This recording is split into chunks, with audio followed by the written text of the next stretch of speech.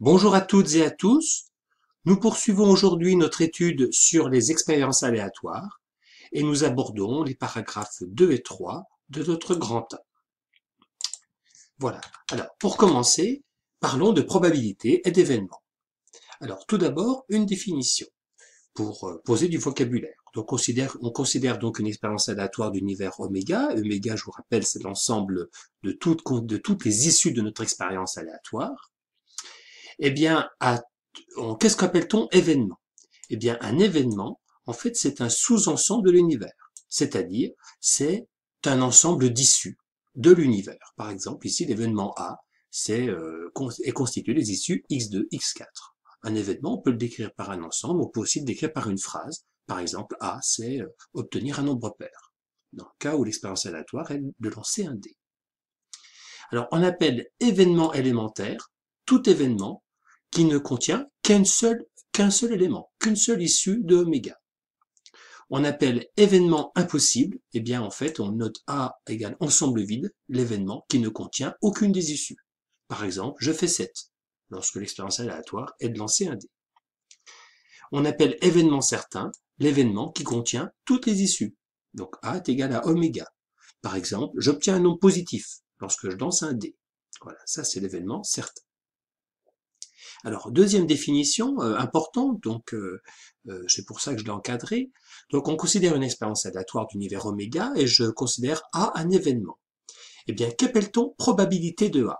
On note ça, P de A comme ceci. Eh bien, P de A, en fait, c'est la somme des probabilités de chaque événement élémentaire qui compose A. Par exemple, si l'événement A est constitué des issues x2 et x4, eh bien P de A, eh bien c'est P2 plus P4, la probabilité de chacune des issues. Alors, un petit exercice pour mettre en œuvre ces deux définitions. Je tire au hasard une carte dans un jeu de 32 cartes et je vous demande les probabilités de différents événements. Voilà, on corrigera ceci ensemble. Alors, une troisième définition est une propriété.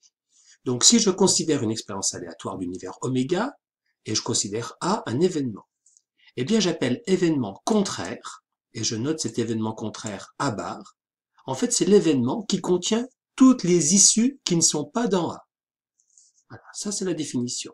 Et la partie propriété, c'est que la probabilité de A bar, c'est 1 moins P de A.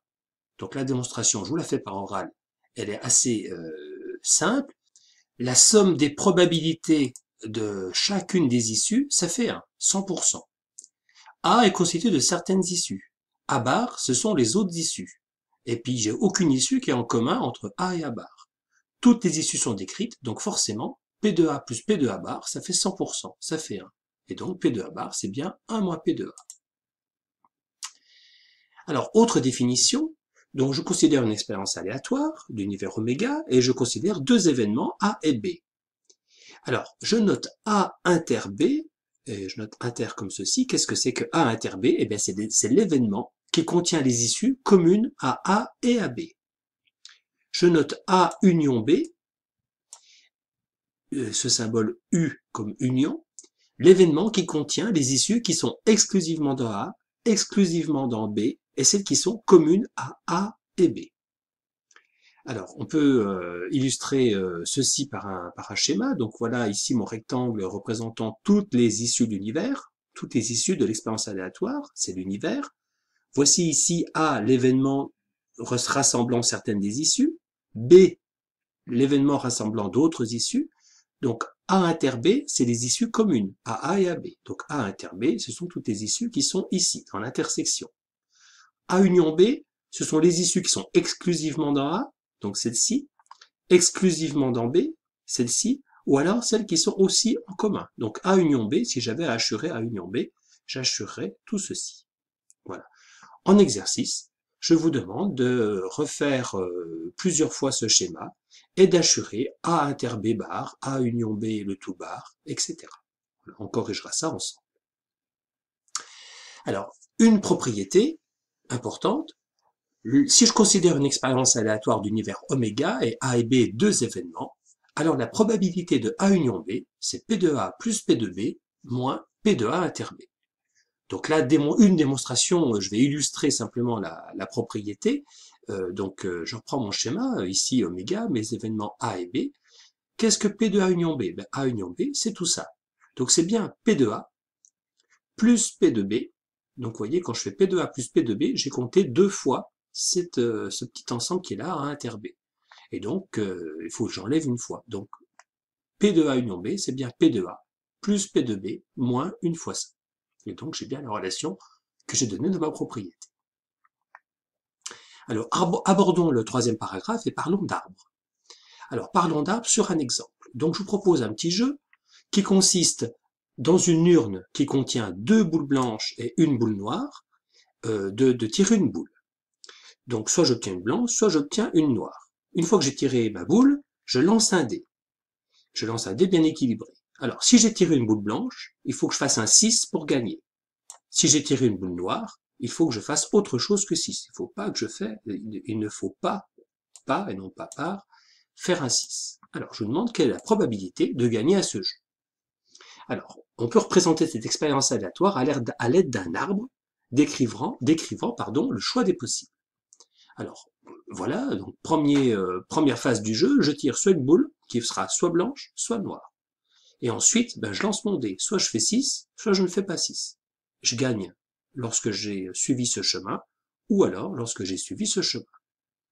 Donc là, j'ai représenté mon jeu de manière visuelle, mais cette représentation ne me permet pas de calculer la probabilité de gagner à mon jeu. Pourquoi? Parce que les branches ne sont pas équiprobables.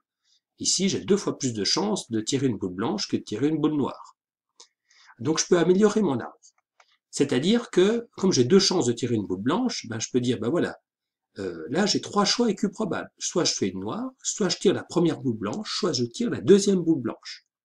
Et une fois que j'ai tiré une boule, je lance mon dé, j'obtiens l'une de ces 6 issues, et là les branches sont également équiprobables, et je gagne dans ce cas-là, ou celle-là, ou alors ces 5 cas ici. Et donc là, je peux conclure. C'est-à-dire qu'au total, j'ai 18 branches ici qui sont toutes équiprobables. Pourquoi? Parce que celles-ci sont équiprobables et celles-là aussi. Et combien de branches me donnent une situation gagnante? Eh bien, 7.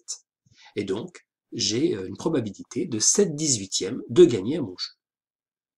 Alors là, mon jeu est assez simple, donc l'arbre, on peut ici le réaliser, c'est encore matériellement possible, mais si on répète un grand nombre de fois les choses, l'arbre va être vite difficile à construire. Et donc, on peut imaginer de simplifier cet arbre en pondérant les branches. C'est-à-dire que je vais reprendre celui-ci, et je vais noter ici 2 pour dire que j'ai 2 fois plus de chances de tirer une blanche qu'une noire. Ici, j'ai 5 branches qui vont donner pas 6 et une seule branche qui va donner 6. Donc on dit que j'ai pondéré mon arbre. On remarque sur cet arbre-là le principe multiplicatif.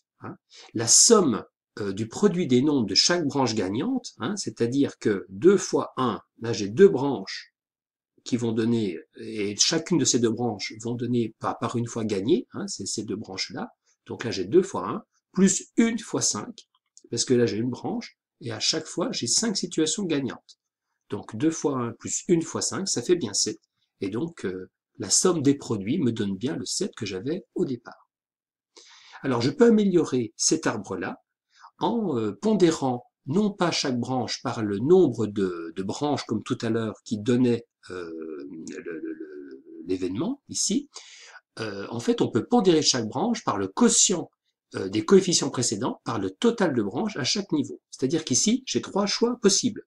La blanche 1, la blanche 2 ou la noire. J'ai 3 boules. Et donc là, je vais pondérer par 2 tiers et là, 1 tiers. Une fois que j'ai lancé ma boule, j'ai 6 situations possibles. Là, j'ai 5 donc qui vont donner pas 6 et une qui donne 6. Donc, je vais pondérer par 5 sixièmes et 1 sixième. Donc, quel est l'intérêt de faire ça? Eh bien, l'intérêt de faire ça, c'est en remarquant le principe multiplicatif, eh bien, la somme des produits, 2 tiers fois 1 sixième, plus 1 tiers fois 1 sixième, fois 5 sixièmes, pardon, c'est la probabilité de gagner. Si vous effectuez ce calcul, vous trouvez bien 7/18. Et donc, ce calcul donne directement le résultat. Pourquoi? Parce que si je simplifie ceci, si j'écris ça différemment, Hein. Donc là, j'ai forcément 3 fois 6, 18, hein, le nombre total de branches. Et donc, ceci, c'est bien 2 fois 1 plus 1 fois 5 sur 18. Et là, vous reconnaissez le nombre total de branches gagnantes lorsque j'ai un nombre de branches qui ont la même probabilité. Donc voilà ce principe multiplicatif qui est illustré par cet arbre-là. Donc il est bien utile lorsque l'on répète des expériences aléatoires. Alors pour terminer cette vidéo, je vous propose un petit jeu, le jeu du lièvre et la tortue, qui se déroule de la manière suivante. Donc on lance un dé équilibré à 6 faces. Si le 6 sort, c'est fini. Le jeu est terminé, le lièvre gagne. Par contre, si le 6 ne sort pas, la tortue avance. Et on rejoue le dé. Si le 6 sort, le lièvre gagne. Sinon, c'est la tortue qui gagne. Alors, quelle est la situation la plus enviable? Est-ce que c'est celle du lièvre ou celle de la tortue? Voilà, je vous laisse avec cet exercice et je vous dis à bientôt.